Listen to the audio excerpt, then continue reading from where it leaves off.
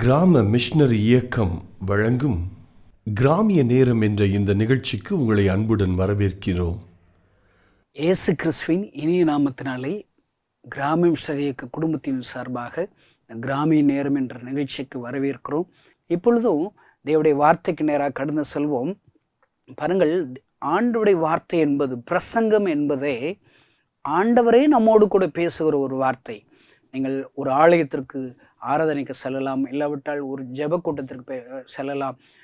நீங்கள் போகும்போது அங்கு எந்த ஊழியக்காரர் பேசுகிறார், பிரபலியமான ஊழியக்காரரா, வரங்கள் பெற்ற ஊழியக்காரரா, வல்லமை உள்ளவரா, வல்லமை இல்லாதவரா, இப்படியெல்லாம் நீங்கள் பார்க்கக்கூடாது. ஆண்டவர் பேசணும்னு நினச்சா ஒரு கழுதையை வைத்து கூட பேசுவார். அருமையான சகோதர சகோதரியை, இந்த ஊழியக்கார் மூலியமா ஏசப்பா என்னோடு கூட பேசட்டும் என்று சொல்லி நீங்கள் ஆயத்தத்தோடு ஜெபத்தோடு கூட செய்தியை கேட்பீர்கள். ஆனால் அந்த ஒவ்வொரு செய்தியும் உங்களுடைய வாழ்க்கையை மாற்றும் ஒரு திருப்பு முனையாக இருக்கும். ஒருவேளை இந்த செய்தியை கேட்கிற உங்களுக்கு நான் சொல்லுகிற நற்செய்தி என்ன தெரியுமா? இந்த செய்தி மூலியமாக ஆண்டவர் உங்களோடு கூட பேச விரும்புகிறார். இந்த வார்த்தைகளை கேட்டு நீங்கள் அதற்கென்று ஒப்பு கொடுப்பீர்கள். ஆனால் ஆண்டவர் உங்கள் வாழ்க்கையில் பெரிய ஒரு மாற்றத்தை இன்றைக்கு இப்பொழுதே அவர் தர வல்லமையுள்ளவராக இருக்கிறார். பாருங்கள், இப்படிப்பட்ட நெருக்கமான நாட்களில் ஆண்டவருடைய சமூகத்தில் ஜெபித்த போது ஆண்டவர் என்னுடைய உள்ளத்திலே ஒரு தீர்க்க தரிசன வார்த்தை என் உள்ளத்திலே ஆண்டவர் சொல்லிக் கொடுத்தார். பாருங்கள், என்னுடைய வாழ்நாளில் நடந்த ஒரு சம்பவம். ஊழிய ஆரம்ப காலங்களில் மிகுந்த நெருக்கங்கள், சாப்பாட்டிற்கு கஷ்டம், எல்லா விதத்தில் நெருக்கங்கள், அவமானங்கள், நிந்தைகள். ஒருவேளை என் மனசில் ஒரு சந்தேகம் வந்துச்சு, நம்ம ஆண்டவர் சித்தம் இல்லாமல் ஊழியத்துக்கு வந்துட்டோமோ, நல்ல ஒரு வேலைக்கு போயிருக்கலாமே. பாருங்கள், நான் ஊழியத்துக்கு வந்து ஒரு சில மாதங்கள்லேயே சென்ட்ரல் கவர்மெண்ட்லேருந்து எனக்கு ஒரு அரசாங்க வேலை எனக்கு வந்தது. அந்த வேலையெல்லாம் அப்பாயின்மெண்ட் ஆர்டர் நான் கிழித்து எறிந்து விட்டேன். ஆண்டவரே, நீங்களே இந்த வேலை கொடுத்துருந்தாலும் பரவாயில்ல, நான் அந்த வேலைக்கு நான் போகமாட்டேன். நீங்கள் எனக்கு அற்புதம் செஞ்சுருக்கிறீங்க, என் கண்ணீரை துடைச்சிருக்கிறீங்க, என்னுடைய வாழ்நாள் எல்லாம், உயிரோடு இருக்கிற நாளெல்லாம் உங்கள் கண்ணீரை நான் தடுப்பேன், உங்கள் ஊழியத்தை தான் நான் செய்வேன்னு சொல்லி என் வாழ்க்கையை அர்ப்பணித்தேன். பாருங்கள், நெருக்கங்களும் அவமானங்களும் கஷ்டங்களும் வந்த உடனே நம்ம அந்த வேலைக்கே போயிருக்கலாமே, நம்ம தப்பு பண்ணிட்டோமோ, இப்படி எல்லாம் என்னுடைய மனதில் பயங்களும் சந்தேகங்களும் வர ஆரம்பித்தது. நான் ஒரு நாள் ஒரு மதியான வேளையில் துக்கம் தாங்க முடியாதபடி எங்கள் ஊரில் இருக்கிற ரயில்வே ஸ்டேஷனில் ஒரு பிளாட்பார டிக்கெட் எடுத்துகிட்டு சும்மா போய் ஒரு இடத்துல அமைதியாக அங்கு அமர்ந்திருப்போம் என்று சொல்லி அந்த ரயில்வே ஸ்டேஷன் சென்றேன். பாருங்கள், ஒரு இடத்துல உட்காந்து எனக்கு இருக்கிற நெருக்கங்களை நினச்சி அழுது கொண்டே இருக்கிறேன். நிறைய பேர் என் கண்ணில் கண்ணீர் வடியுது, என்னை பார்த்துக்கிட்டே போகிறாங்க. எனக்கு வெக்கெல்லாம் கிடையாது, ஏன்னால் மனதில் அவ்வளோ துக்கம் இருக்கிறது. அழுது கொண்டே இருக்கிறேன். ஏன் ஆண்டவரே என்ன இப்படி ஊழியத்தில் என்னை பயன்படுத்துகிறீங்க? ஏன் ஊழியத்துக்கு நான் வந்தேன்? சும்மாவே இருந்திருக்கலாம். பல விதத்தில் ஏன் இந்த நெருக்கல்? இப்படியெல்லாம் நான் சொல்லி அழுது கொண்டே இருக்கிறேன். பாருங்கள், நான் அமர்ந்திருக்கிற இடத்துக்கு முன்பாக ஒரு குப்பை தொட்டி வைக்கப்பட்டிருந்தது. அதில் யூஸ் மீ என்ற ஒரு வார்த்தை எழுதப்பட்டு இருந்தது. பாருங்கள், அதுக்கு பக்கத்தில் தான் நான் உட்கார்ந்துருக்கிறேன். அந்த யூஸ் மீ என்ற குப்பை தொட்டி இருக்கிற திடீரென்று நான் பார்க்கும்போது இயேசு கிறிஸ்து அங்கே நின்றிருந்தார். அவர் இருக்கிறார். அவர் என்னை பார்த்து என்ன தெரியுமா சொல்லுகிறார்? யூஸ் மீ என்று சொல்லுகிறார். ஏன் உனக்கு இவ்வளவு பிரச்சனைகள், நெருக்கங்கன்னு சொல்லி அழுது கொண்டே இங்கே அமர்ந்திருக்கிறாய்? நான் இருக்கிறேன், நீ என்னை பயன்படுத்து என்று என்னோடு கூட பேசினார். பாருங்கள், என் மனதில் ஒரு உற்சாகம் வந்தது. ஆண்டவரே, எனக்கு தரிசனமாயி என்னை பயன்படுத்துன்னு சொல்கிறாரே, அப்போ என்னுடைய பிரச்சனைகள்னு சொல்லி நான் அழக்கூடாது, அவமானங்கள், நெருக்கங்கள், குறைச்சல்கள் அப்படின்னு சொல்லி நான் அழக்கூடாது. இப்படிப்பட்ட நேரங்களிலே அவரை நான் பயன்படுத்த வேண்டும் என்று சொல்லி அந்த ஆண்டவருடைய வார்த்தை பிடித்து கொண்டேன். நான் என்னுடைய நெருக்கங்களை சொல்லி இயேசுவின் நாமத்தினாலே ஜெபிக்க ஆரம்பித்தேன். அவருடைய பேரை சொல்லி ஜெபிக்க ஆரம்பித்தேன். அநேக நெருக்கங்கள் என்னை விட்டு விலகினது. அற்புதங்களை என்னால் ருசி பார்க்க முடியுது. என் கண்களில் நான் ஆச்சரியப்படுகிற ஒரு அற்புதத்தை என்னுடைய ஊழிய பாதைகளிலே நான் பார்க்க முடிந்தது. இந்த சத்தத்தை கேட்கிற சகோதர சகோதரியை, இன்றைக்கு அப்படிப்பட்ட நெருக்கங்களோடு, அவமானங்களோடு, நிந்தைகளோடு இந்த வார்த்தைகளை கேட்டுக்கொண்டு இருக்கிறீர்களா? உங்களுக்கு ஆண்டவர் சொல்லுகிற தீர்க்க தரிசன வார்த்தை என்ன தெரியுமா? யூஸ் மீ, என்ன பயன்படுத்து மகனே, என்ன பயன்படுத்து மகளே. பாருங்க, இன்றைக்கு இருக்கிற கிறிஸ்தவர்களுக்கு எல்லாத்தையும் பயன்படுத்த தெரியும். அவங்க வீட்டில் இருக்கிற சோத்து சட்டியில் சோறாக்குவாங்க, குழம்பு சட்டியில் குழம்பு வைப்பாங்க, வடை சட்டியில் என்ன செய்யணுமோ அதை செய்வாங்க. இப்போ நான் உங்கள்கிட்ட கேட்குறேன், தோசை சட்டியில் போய் இட்லி வைப்பீங்களா? எந்த உங்கள் வீட்டில் உங்களால் பயன்படுத்த முடியாத தெரியாத ஒரு பொருள் உங்கள் வீட்டில் வச்சுருக்கீங்களாங்க? டிவியை பயன்படுத்த தெரியும்ல, செல்ஃபோன் உங்களுக்கு பயன்படுத்த தெரியுமாங்க? இங்கே இருக்கிற என் வீட்டில் இருக்கிற சின்ன பிள்ளையே செல்ஃபோனை அழகாக எனக்கு தெரியாத விஷயங்கள் எல்லாம் பயன்படுத்துகிறாங்க. பாருங்கள், உங்கள் வீட்டில் இருக்கிற பொருளெல்லாம் டிவி பார்த்துக்கிட்டு இருக்கும்போது, இந்த நிகழ்ச்சியை பார்த்துருக்கும்போது சுற்றி பாருங்கள், எல்லாத்தையும் உங்களுக்கு பயன்படுத்த தெரியுதுல்ல. பயன்படுத்த தெரியாத ஒரு பொருள் உங்கள் வீட்டில் இருக்காங்க. என்னங்க இருக்குது? என்னங்க இருக்குது? எல்லாத்தையும் பயன்படுத்துகிறீங்களே. என்ன கேட்டால், இன்னைக்கு கிறிஸ்தவங்களுக்கு ஏசுனாரை பயன்படுத்த தெரிலங்க. நம்ம கூடயே இருக்கிறாரு. வேதவசனம் நமக்கு என்ன வாக்குத்தத்தம் கொடுக்கிறது? உலகத்தின் முடிவு வரைந்தும் சகல நாட்களையும் நான் உன் கூட இருப்பேன் மகனே ஆண்டவர் சொல்றாரு. நான் உன்னை விட்டு விலகுவதும் இல்லை, உன்னை கைவிடுவதும் இல்லைன்னு சொல்றாரு. நம்ம கூடயே தங்க இருக்கிறாரு. அப்போ பிரச்சனைகள் நெருக்கல் வந்து அழுதுகிட்டே இருந்தால் என்ன அர்த்தம்? பிரச்சனைகள் எல்லாருக்கும் வரும், அவமானங்கள் எல்லாருக்கும் வரும். ஆண்டவர் என்ன தெரியுமா நம்ம சொல்லியிருக்கிற, உபத்திரவங்கள் உண்டு, திடன் கொள்ளுங்க, நான் இந்த உலகத்தை ஜெயித்தேன். அருமையான தேவனுடைய பிள்ளைகளை, இன்றைக்கு உனக்கு வருகிற உபத்திரவம் உனக்கு மாத்திரம்தான் இருக்குது அப்படின்னு நினைக்காத. உலகத்தில் இருக்கிற அநேகருக்கு இப்படிப்பட்ட உபத்திரவங்களும் பாடுகளும் நெருக்கல் வரதா செய்யும். அருமையான ஊழியக்கார நண்பர்களே, இந்த நெருக்கமான நாட்கள், ஐயோ என்னுடைய பணத்தை சந்திக்கவில்லையே, என்னுடைய பிள்ளைகளுடைய படிப்பு இப்படி இருக்கிறது என்று சொல்லி புலம்பலோடு கூட இந்த வார்த்தைகளை கேட்கிறீர்களா? ஒருவேளை இப்படிப்பட்ட உபத்திரவ நாட்களிலே நீங்களும் நானும் செய்ய வேண்டிய காரியம் என்ன? இயேசுவை பயன்படுத்தணும், இயேசுடைய வாக்குத்தத்தங்களை பயன்படுத்தணும்.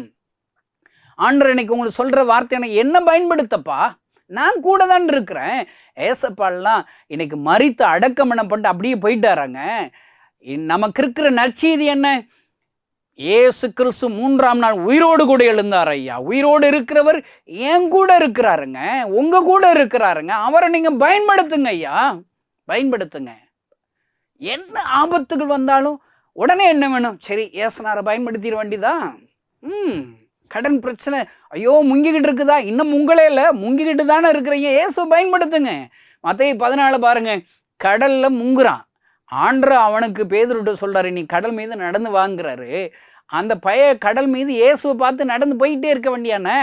இயேசு முகத்தை பார்க்காம அவன் ஊரெல்லாம் பார்க்குறான், உலகத்தை எல்லாம் பார்க்குறான். அப்போ முங்க வேண்டிதான். அருமையான சகோதர சோதரனே, நீ இயேசுவை பயன்படுத்தும்படி இயேசுடைய முகத்தை பார்த்து ஜெபிக்க பழகிட்டேன்னா நீ ஒரு நாளும் முங்க மாட்ட. முங்கிக்கிட்டே இருக்கான். அவன் செஞ்ச நல்ல காரியம் என்ன தெரியுமா? கடைசியாக இயேசுவை பயன்படுத்துவோன்னு ஞாபகம் வந்துருச்சு, அவனுக்கு விசுவாசம் வந்துருச்சு, நம்பிக்கை வந்துருச்சு. இயேசுவே இறங்கும் என்று ஒரு வார்த்தை சொல்லி ஜெபம் பண்ணுறான். உடனே கையை பிடிச்சி தூக்கிட்டாருங்க. உங்களுக்கு இன்னொரு சம்பவத்தை உங்களுக்கு சுட்டி காண்பிக்கும்படி விரும்புகிறேன். யாத்திராகமம் 14 அதிகாரம் எல்லாருக்கும் தெரிஞ்ச சம்பவங்கள் தான். இன்றைக்கு இந்த நிகழ்ச்சிகளில் பார்க்குற என்னுடைய நிகழ்ச்சியை தொடர்ந்து நீங்கள் கேட்டுகிட்டே இருங்க. எல்லா நாளும் உங்களுக்கு தெரியாத விஷயத்தாங்க நான் சொல்ல போகிறேன். இந்த பைபிளில் எல்லாருக்கும் பரிச்சயமான விஷயத்தை தான் சொல்ல போகிறேன். நீங்கள் என்ன செய்யணும்? உங்களுக்கு தெரிஞ்ச சம்பவம் தான், தெரிஞ்ச அற்புதங்கள் தான். அதை நீங்கள் என்ன செய்யணும்? இந்த அற்புதத்தை செஞ்ச ஆண்டவர் என் கூட இருக்கிறாரப்பா, அதே அற்புதத்தை எனக்கும் இந்த சூழ்நிலைக்கு செய்வார்னு அவரை பயன்படுத்த தெரியணுங்க. யாத்திராகமம் 14 பாருங்கள், நீங்கள் தொடர்ந்து வாசித்து பார்த்தீங்கன்னா, எகிப்து தேசத்தில் இருக்கிற இஸ்ரவேல் ஜனங்களை ஆண்டவர் விடுவிச்சு கொண்டு வர்றார் மோசே மூலிமா. அங்கே போனால் சிவந்த சமுத்திரம் முன்னாடி இருக்குது, பின்னாடி பார்வோன்கள் துரத்தி வர்றாங்க. முன்னாடி பிரச்சனை, பின்னாடி பிரச்சனை. முன்னாடி எட்டு வைக்க முடியல, பின்னாடி திரும்பி ஓடவும் முடியல. இன்னைக்கு இருக்கிற நிறைய பேர் இப்படிப்பட்ட சூழ்நிலையில் தான் இந்த வார்த்தைகளை கேட்டுக்கிட்டு இருக்கிறீங்களா? முன்னாடி பின்னாடி பார்க்குறீங்களே, உங்கள் கூட ஒருவர் வந்து கொண்டு இருக்கிறார், வாக்குத்தத்தம் செய்த ஆண்டவர் வந்துக்கிட்டு இருக்கிறாரு. அவரை பயன்படுத்தணும்னு உங்களுக்கு தெரியுதாங்க? பயன்படுத்தணும்னு தெரியுதாங்க? அவர் கூட தான் அவரை பாருங்க, மேகஸ்தம்பம் அக்னி ஸ்தம்பம் அவங்க கூட வருது இல்லை, அப்போ அவங்கள பயன்படுத்தணும்ல. இவங்க பாருங்க, பிரச்சனைகளை பார்த்து பயப்படுகிறார்கள், அழுகிறார்கள். ஆண்டவரிடத்தில் போய் மோசஸ் போய் ஜெபிக்கிறார். ஆண்டவரே என்ன செய்யணும்னு சொல்லி ஜோமன்னா, ஆண்டவர் அவனை பார்த்து என்ன தெரியுமா சொல்றார்? 15ஆம் வசனத்தில், அப்பொழுது கர்த்தர் மோசையை நோக்கி, நீ என்னிடத்தில் முறையிடுகிறது என்ன? புறப்பட்டு போங்கள் என்று இஸ்ரவேல் புத்திரருக்கு நீ சொல்லப்பாங்கிறார். நீ சொல்லிட்டு, நீ உன் கோலை ஓங்கி உன் கையை சமுத்திரத்தின் மேல் நீட்டு, சமுத்திரத்தை பிளந்து விடு. நீ ஏன்ட்ட ஜெபிச்சுட்டு இருக்கப்பா, என்ன நீ பயன்படுத்து. உன் கையில் கொடுத்துருக்கிற தாளந்துகளை பயன்படுத்து, வரங்களை பயன்படுத்து, உன் கூடவே இருக்கிற என்ன பயன்படுத்துன்னு ஆண்டவர் சொல்றாருங்க. அருமையான கிறிஸ்துவ நண்பர்களை, சிவந்த சமுத்திரம் ஒன்று உங்களுக்கு முன்பாக உங்களுக்கு தடையாக இருக்கிறதா? நீங்க ஏசப்பா பயன்படுத்துங்க ஐயா. நான் 23 வருஷமா அந்த ஏசப்பாவை நான் பிரசங்கம் பண்றேங்க. பிரசங்கம் பண்ணிகிட்டே இருக்கு. என்ன பிரசங்கன்னா என்ன? ஏசு கிறிஸ்து இந்த உலகத்திலே மனிதராக வந்தார். 33.5 ஆண்டுகள் உயிரோடு கூட வாழ்ந்தார். 3 ஆண்டுகள் ஊழியம் செய்தார். ஊழியம் செய்யும் போது குருடர்களை பார்வையிட செய்தார், செவிடர்களை கேட்க செய்தார், முடவர்களை எழுந்து நடக்க செய்தார், மரித்தோர்களை உயிரோடு கூட எழுப்பினார். உனக்காக, எனக்காக, என்னுடைய பாவத்திற்காக, உன்னுடைய பாவத்திற்காக நீயும் நானும் பெற வேண்டிய தண்டனையை அவர் சிலுவையில் ஏற்றுக்கொண்டார். மரித்தார், அடக்கம் பண்ணப்பட்டார், 3ஆம் நாள் உயிரோடு கூட எழுந்தார். இன்றைக்கு உயிரோடு இருக்கிறார். அவர் உயிருள்ள தேவன் ஐயா. இதை தாங்க பிரசங்கம் பண்றோம். பாருங்க, அந்த உயிருள்ள ஆண்டவர் கூட தான் இருக்கிறார். நான் பிரசங்கிக்கிற அதே உயிருள்ள ஆண்டவர் தான் என் கூட இருக்கிறாருங்க. அப்ப பிரச்சனைகள் வந்தோடனே அழ ஆரம்பிச்சானே என்ன பிரயோஜனம்? பாருங்க, இன்னைக்கு இருக்கிற கிறிஸ்தவங்க இருக்கிற எல்லா சூழ்நிலையும் பார்த்தா அண்ணாலும் அவங்களும் ஒன்று தானங்க. அவங்க அண்ணாளுக்கு ஒரு குழந்தை இல்லைங்கிற ஒரு பாரம். அவங்க குழந்தை இல்லைன்னா என்ன செய்யணும்? போய் ஜெபம் பண்ண வேண்டியதானே, இருதயத்தை ஊற்றி ஏசப்பாவை பயன்படுத்த வேண்டியதானே, கர்த்தரை நோக்கி ஜெபிக்க வேண்டியதானே. அவள் போய் அவள் வாழ்க்கையில் என்ன தெரியுமா செய்கிறா? அங்கே நீங்கள் வாஸ்து பார்த்தீங்கன்னா 1 சாமுவேல் 1:8 பாருங்க. அவள் புருஷனாகி எல்கானா அவளை பார்த்து, அண்ணாளே, ஏன் அழுகிறாய்? ஏன் சாப்பிடாது இருக்கிறாய்? ஏன் சஞ்சலப்படுகிறாய்? 10 குமாரரை பார்க்கலும் நான் உனக்கு அதிகமல்லவா? நீ குறைன்னு ஏன்பா அழுகிற? இன்னைக்கு அண்ணாளை பார்த்து எல்கானா பேசுறது தாங்க நம்ம வாஸ்தவம். இப்போ அண்ணாளேங்கிற இடத்துல இந்த செய்திக்கிற உங்கள் பேரை போட்டுக்கோங்க. இப்போ நான் என் பேரை போட்டு வாசம் பண்ண கணேசனே, ஏன் கிராம மிஷனரி இயக்க ஊழியத்துக்காக நீ அழுதுகிட்டு இருக்கிற? ஊழியத்தில் இருக்கிற பண நெருக்கங்களுக்காக ஏன் அழுதுகிட்டு இருக்கிற? ஆண்டவர் கேட்குற. அடுத்து என்ன? ஏன் சாப்பிடாம இருக்கிற? கணேசனை, நீ ஏன் சாப்பிடாம இருக்கிற? ஏன் நீ சஞ்சலப்படுகிற? ஆண்டவர் என்ன தெரியுமா? 10 குமாரரை பார்க்கணும் அதிகம் அல்லவா? அருமையான கிறிஸ்துவ நண்பர்களை, இன்றைக்கு உன்னோடு கூட பேசுகிறார். ஏன் அழுகிற? ஏன் நீ சஞ்சலப்படுகிற? ஏன் நீ சாப்பிடாம இருக்கிற? இன்னைக்கு சொல்ற, உன் குறைவுகளை காட்டிலும் என் ஆண்டவர் பெரியவர் அல்லவா? குறைவுகளை மாற்ற வல்லமை இல்லவர் அல்லவா? அருமையான சகோதரியே, உனக்கு இருக்கிற குறைவு நினச்சி நீ அழுதுகிட்டே இருக்கிற. நான் உங்கள்கிட்ட கேட்குறேன், அழுதா அற்புதம் நடந்துடும்னா? நான் இப்போ சாட்டுக்கு ரூமை மூடி நான் பாட்டுக்கு அழுதுகிட்டே இருக்க வேண்டியதான்? நீங்கள் அழுதா அற்புதம் நடக்காது. ஆண்டவரிடத்தில் முறையிட்டு அழணும். ஜெபத்தில் நீ அழணும். இருதயத்தை ஊற்றி அழணும். என்ன செய்யணுமோ அதை செய்யணுங்க. அண்ணாள்கிட்ட இருந்து நம்ம கற்றுக்கூட பாருங்க. கொஞ்ச நாள் அவள் மனம் திரும்பாதவளாக இருந்தா. அவள் வாட்டுக்கு அழுதுகிட்டே இருக்கிறது, சாப்பிடாம இருக்கிறது. ஆவுனா சாப்பாடு மேலே தான் கோபம் வருது. இந்த சத்தத்தை கேட்கிற சகோதரி, இந்த வருஷத்தில் நீ கவலையில் எத்தனை தடவை நீ சாப்பிடாம இருந்தா உனக்கு கவுண்டிங் தெரியுமா? இன்னைக்கு ஏசப்பாட்ட நீ எவ்வளோ தடவை சாப்பிடாம இருந்தேன்னு ஆண்டவருக்கு தெரியுங்க. ஆவுனா போய் கட்டில் படு தூங்கிறது, சாப்பிடாம தூங்குடா என்னங்க? இன்னைக்கு இது இல்லை. ஆண்டவனே சொல்றாரு, நான் இருக்கிறேன்ப்பா, உன் குறைவில் நான் நிறைவாக மாற்றுவேன். அண்ணாள் போறா. அவள் போய் மனம் கசந்து மிகவும் அழுது கர்த்தரை நோக்கி விண்ணப்பம் பண்றா. இன்னைக்கு ஆண்டவரை குறைவில் நிறைவாக மாற்ற ஆண்டவரை பயன்படுத்த வேண்டியது. ஆண்டவரை பயன்படுத்துறது என்ன? ஆண்டவரத்தில் போய் ஜெபம் பண்ண வேண்டியதான். அவருடைய வாக்கு தத்தங்களை சொல்லி ஜெபிக்க வேண்டியதான். பைபிளில் இருக்கிற வேத அற்புதங்களை சொல்லி ஆண்டவரத்தில் ஜெபிக்க வேண்டியது. ஆண்டவரே, அன்னாளை நீர் ஆசீர்வதித்தரே, என்னை ஆசீர்வதியும். ஆபிரகாமை ஆசீர்வதித்தரே, என்னை ஆசீர்வதியும். அவரை பயன்படுத்துகிறேன். இவ்வளவுதாங்க. லாசருவை மரித்த லாசரை உயிரோடு கூட எழுப்பினீரே, எனக்கு அற்புதத்தை செய்யும். இவ்வளவுதான் அற்புதம். எந்த சூழ்நிலையிலும் அவரை நம்ம பயன்படுத்த பழகணும். உங்களை சுற்றி இருக்கிற காரு, பைக்கு எல்லாத்தையும் பயன்படுத்துகிற கிறிஸ்தவ நண்பர்களே, இன்னைக்கு இயேசு என்கிற நாமத்தை பயன்படுத்து. என்ன சொல்கிறேங்க? இயேசுவே அப்படின்னு சொன்னாலே போதுங்க, அவர் வந்துருவார். என் நாமத்தை பிரஸ்தாபப்படுத்துகிற எந்த ஸ்தானத்திலும் நான் வந்து உங்களை ஆசீர்வதிப்பேன். ஏசப்பான்னு சொன்ன உடனே அவர் என் பக்கத்தில் வந்துடுறாரே சகோதரன், சார் உங்கள் பக்கத்தில் வந்துடுறாரே, அவர் பேரை சொல்லி கூப்பிட்டால் போதும் ஐயா, அவர் அற்புதத்தை செய்து விடுவார். உன்னுடைய கண்ணீரின் ஜெபத்திற்கு அவர் பெரிய மாற்றத்தை கொடுத்து விடுவார். பாருங்கள், நான் ஒரு கிராமத்தில் போய் ஊழியத்துக்கு போயிருந்தேன். எனக்கு பைபிள் தெரியாது, புதிய ஏற்பாடு பழைய ஏற்பாடு தெரியாது. எனக்கு தெரிஞ்சதெல்லாம் 2 செய்தி தான். ஏசப்பா என் ஹார்ட்டில் இருக்கிற ஓட்டையை அடைச்சி டாக்டர் 6 மாதத்தில் செத்து போயிடுவேன்னு சொன்ன என்ன உயிரோடு கூட எழுப்பினார். உயிரோடு கூட எழுப்பினார். ஒரு செய்தி, ஏசப்பா எனக்கு உயிர் கொடுத்தார், ஒரு செய்தி. இன்னொரு செய்தி என்ன, நான் அவரை மறுதளித்து ஏசுதான் கடவுளா, எல்லாமே ஒன்று தான், ஏதோ ஒரு ஜாமீன் அவனுக்கு சகம் கொடுத்துருக்குன்னு சொல்லி அவரை மறுதளித்து மறுபடியும் சிகரெட்டு சாராயம் குடிச்சிக்கிட்டு இருந்தாலும் ஏசு கிறிஸ்து என்னை தேடி வந்தார். நான் ஒரு பாழடைஞ்ச கட்டடத்தில் தூங்கி எந்திரிச்சு வீட்டுக்கு போகணுன்னு சொல்லி ஆயத்தமாக இருக்கிறப்ப அவர் வெண்ணாடி அணிந்தவராக எனக்கு முன்பாக தரிசனமானார். உலகத்தில் உள்ள எல்லா ஜனங்களுக்கும் அழுது கொண்டிருக்கிற அந்த முகத்தை என்னால் பார்க்க முடிந்தது. அழுது அவர் பாரத்தோடு சொல்லி சொல்லி அழுகிற அந்த வார்த்தைகளை என் காதுகள் கேட்டது. அழுது கொண்டே இருக்கிறார். எனக்கு தெரிஞ்சதெல்லாம் 2 செய்திங்க. ஒன்று, ஏசப்பா என் கண்ணீர் துடைச்சாரு, என் கண்ணீரை துடைச்ச ஆண்டவர் கண்ணீர் வடிச்சுக்கிட்டு இருக்கிறார். இந்த 2 செய்தி போய் ஒரு கிராமத்தில் சொல்ல ஆரம்பித்தேன். எனக்கு புதிய ஏற்பாடு பழைய ஏற்பாடு ஒன்றும் கிடையாது, அழைப்புனா என்னன்னே தெரியாது. அதெல்லாம் பைபிள் பக்கம் சர்ச்சு பக்கம் போயிருந்தால் தானே தெரியும். நான் ஊழியது கிளம்பிட்டேன். எனக்கு உயிர் கொடுத்த சாமி அழுதுகிட்டே இருக்காரப்பா, அவர் பாவம், அவருக்கு ஏதாவது நம்ம செய்வோம், நல்லது செய்வோம், நம்ம கண்ணீர்லாம் துடைச்சிருக்காருல்ல, பாவம் அவர் அழுதுகிட்டு அவர் கண்ணீரை நம்ம துடைக்க வேண்டியதான்னு ஒரு கிராமத்துக்கு போயிட்டேங்க.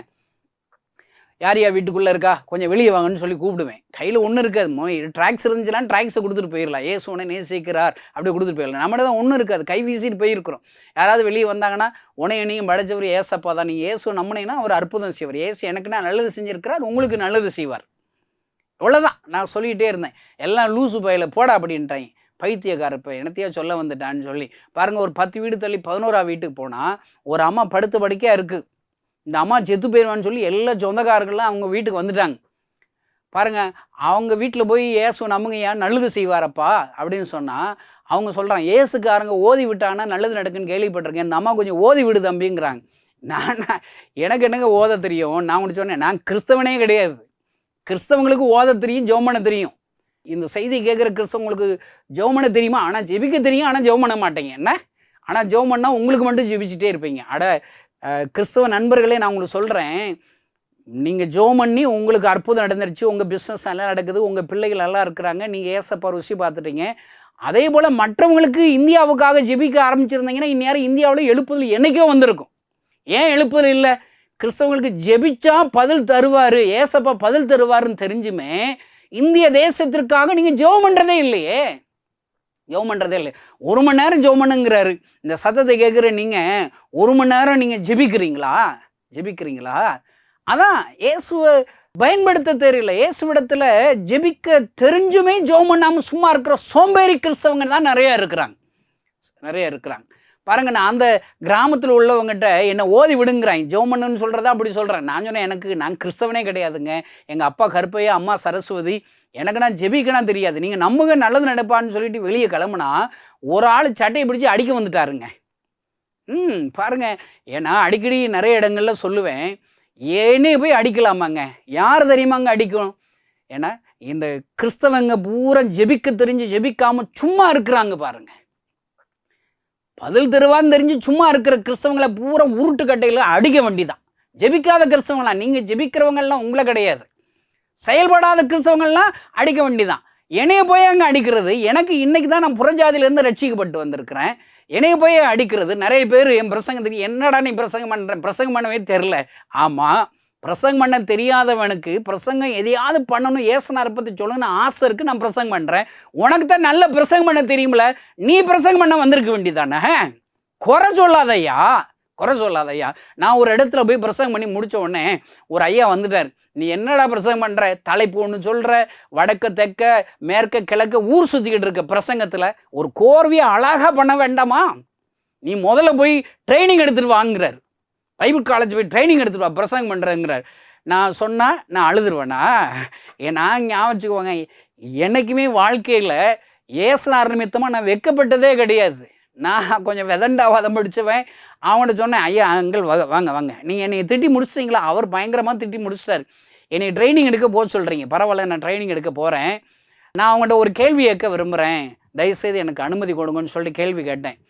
நான் இப்போ பிரசங்கம் பண்ண ட்ரைனிங் எடுக்க போகிறதுக்கு ரெடி தான். ஆனால் எனக்கு பிரசங்கம் பண்ணுறதுக்கு சொல்லித்தர வாத்தியாரை நீங்கள் தான் கண்டுபிடிச்சி தரணும். இப்போ என்கிட்ட 740 மிஷனரி இருக்கிறாங்க. எனக்கு சொல்லிக் கொடுக்குற பிரசங்கம் பண்ண சொல்லிக் கொடுக்குற வாத்தியார் எப்படி இருக்கணும்? 240 பேர் என்கிட்ட இருக்காங்கன்னா அவங்க 241 மிஷனரிகளை அவங்க உருவாக்கி இருக்கணும். நாங்கள் இப்போ வாலிபர் முகாம் நடத்தணும். கடைசியாக சுமார் 40,000 வாலிபர்களுக்கு மேலே வர்றாங்க. அப்போ எனக்கு சொல்லிக் கொடுக்குற வாத்தியார் அவர் வாலிபர் முகாம் வைக்கையில் ஒரு 45,000 வாலிபர்களாக கூட வந்திருக்கணுங்க. கூட வந்திருக்கேன். என்கிட்ட பைபிள் காலேஜ் இருக்கு. நீங்கள் பைபிள் காலேஜ் வச்சுருக்கிறீங்களா? ஊழியர்களை உருவாக்குறீங்களா? ஒரு கணேசன் என்னால் முடிஞ்ச ஊழியத்தை செஞ்சு இவ்வளோ பெரிய ஊழியம் செய்கிறேன். அப்போ எனக்கு சொல்லிக் கொடுக்குற வாத்தியார் என்னை விட பெரிய ஆளாக இருக்கணும் இல்லைங்க. உங்களுக்கு புரியுறாப்புல சொல்கிற மாதிரிங்க. நான் இப்போ ஒன்றா படிச்சுக்கிட்டு இருக்கிறேன். அப்போ நீங்கள் என்னை விட 2ஆக படிச்சிருக்கிறவங்க தாங்க ஒன்றா இப்போ பாடம் சொல்லி கொடுக்க முடியும். நீ ப்ரீகேஜிலே இருக்கிறீங்களேங்க, எனக்கு எப்படிங்க பாடம் சொல்லி கொடுப்பீங்க?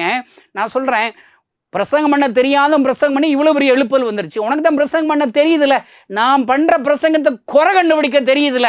நீங்கள் இது வரைக்கும் ஊழியம் செஞ்சு என்ன செஞ்சீங்கன்னா அவன்கிட்ட கேட்டேன். பொய் சொன்னீங்கன்னா செத்தே போயிடுவீங்க, பார்த்து சொல்லுங்கன்னு கேட்டால் அப்படியே மண்டையை சொரிகிறாரு.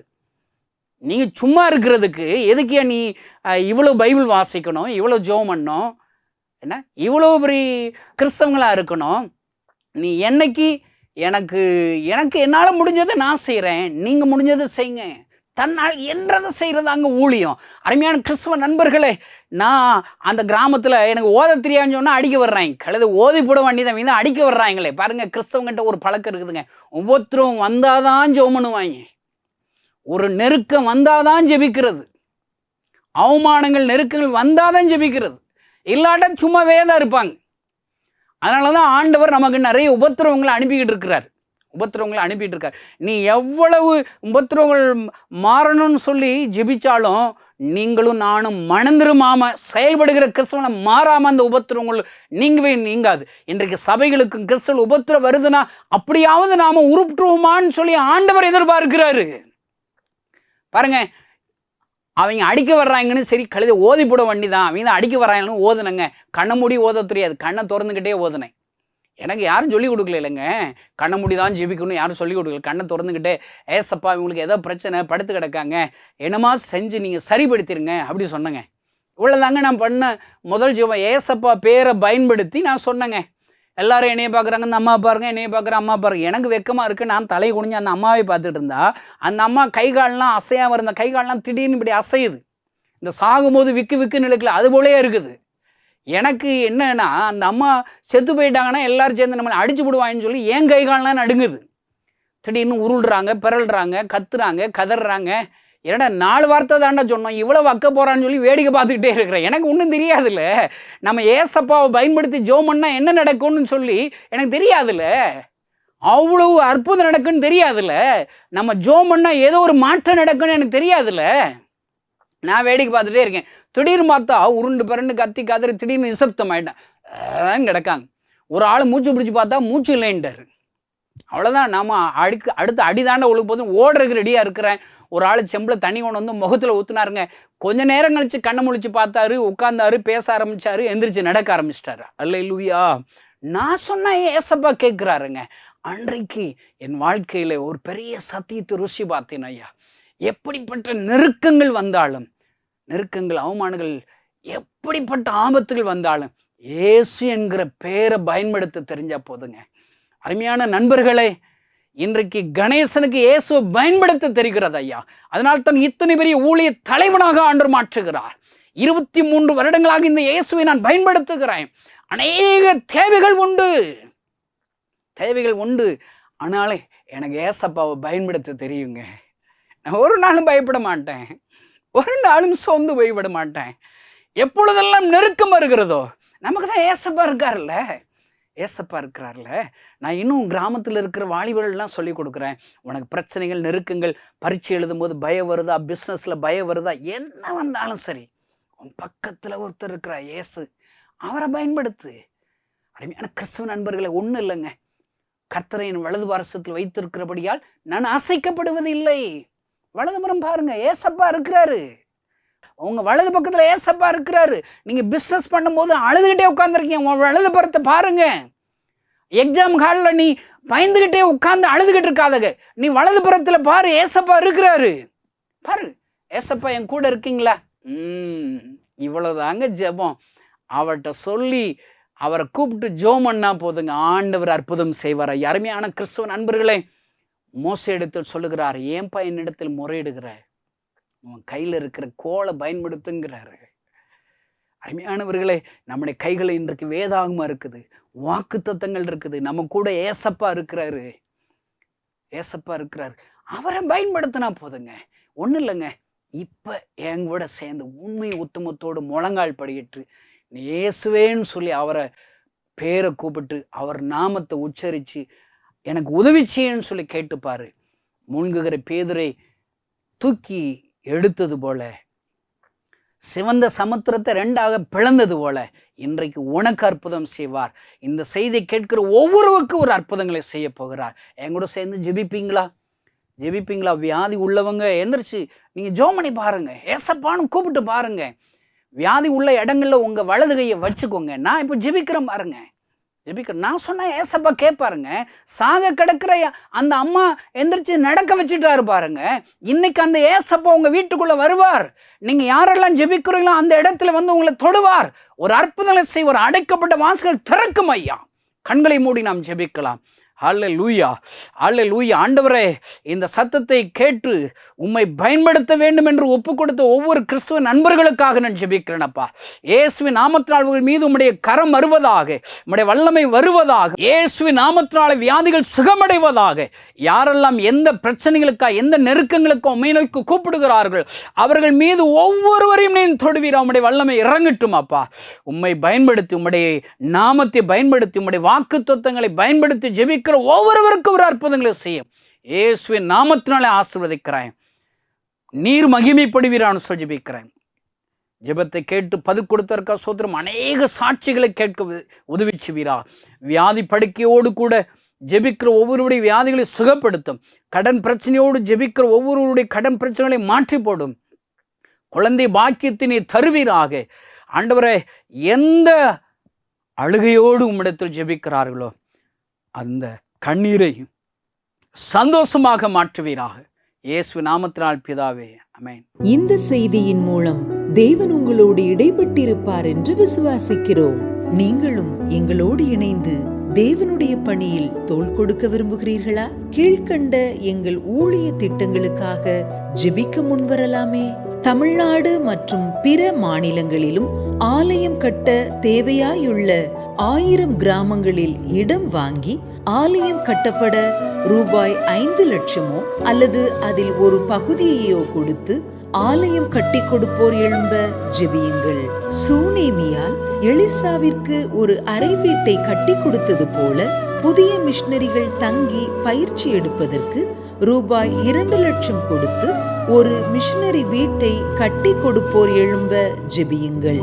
நாம் சந்திக்கும் வாலிபர்கள் மற்றும் ஆரம்ப விசுவாசிகளை கிறிஸ்துவுக்குள் வளரச் செய்ய ரூபாய் 300 கொடுத்து ஒரு வேதாகமமோ அல்லது அதற்கு மேற்பட்ட வேதாகமங்களையோ வாங்கி கொடுப்போர் எழும்ப ஜெபியுங்கள்.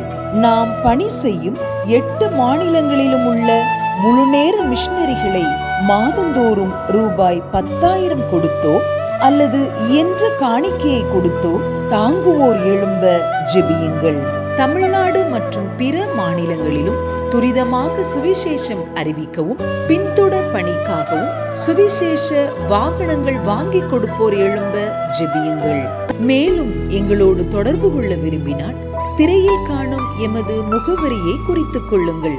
கிராம மிஷனரி இயக்கம், தபால் பெட்டி எண் 51, விருதுநகர் 626001. இந்த நிகழ்ச்சியையோ அல்லது எங்கள் ஊழியத்தையோ நீங்கள் தாங்க விரும்பினால் கீழ்காணும் தொலைபேசி எண்ணை தொடர்பு கொள்ளலாம். 73780004 73 78 000 444. கர்த்தர்தாமே உங்களை ஆசீர்வதிப்பாராக.